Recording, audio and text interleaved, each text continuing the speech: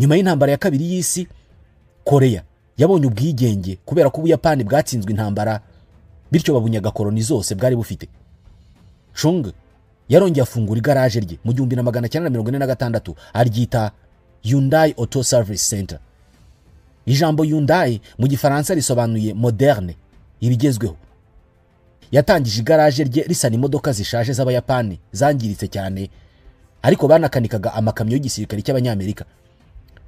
Umwaka w'1946 wagiye kurangira igaraje ryakuze ku buryo umubare w'abakozi yakoreshaga wari wamaze kwikuba 3. Bari bamaze kuba abakozi 80 kandi baratangiye ari 30. Ahangaha yari yubatse ikigo gikomeye kandi noneho kidashobora gukomwa mu nkokora n'Abayapani. Yahise afata umuryango we wose awukura muri cya cyaro cyo mu majyaruguru awujyana i Seoul, ndetse bamwe muri bo abaha akazi mu igaraje.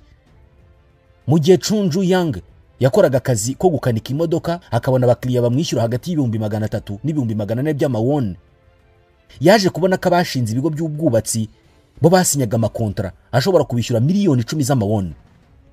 Hatangazwa cyane n'uburyo umuntu umwe ashobora kwinjiza amafaranga angana gutyo ku isoko rimwe cyangwa se kuri kontra imwe. Uko niko yahise atangiza Hyundai Construction Company.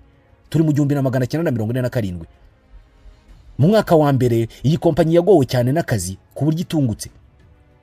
Akazi ka mbere babonye kara ko kubaka agace kari gacumbitsemo ingabo z'Abanyamerika ndetse nako gusana zimwe mu nzu zo muri Seoul zari zarangiritse.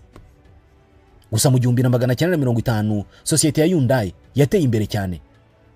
Ariko bidatinze Korea ya ruguru ihita itera Korea y'epfo.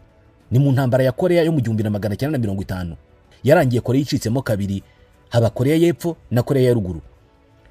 Iyi ntambara yasunikiye Chung Ju-yang gufunga kompanyi ye, aranimuka ajya mu majyepfo mu mujyi wa Busan